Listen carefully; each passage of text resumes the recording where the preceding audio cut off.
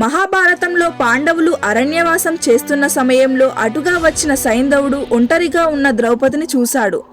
చెల్లెలి వరుస అవుతుందని కూడా మరచిపోయి సైంధవుడు ద్రౌపదిని చెరపట్టడానికి ప్రయత్నించాడు. అదే సమయంలో అక్కడికి వచ్చిన భీముడు సైంధవుడితో తలపడి యుద్ధంలో సైంధవుణ్ణి ఓడించాడు.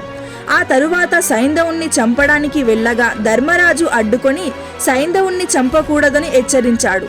దాంతో భీముడు సైంధవుడికి గుండు గీసి పంపించాడు. దాంతో సైంధవుడు అవమానంగా భావించి ఆ శివుడి కోసం తపస్సును చేశాడు.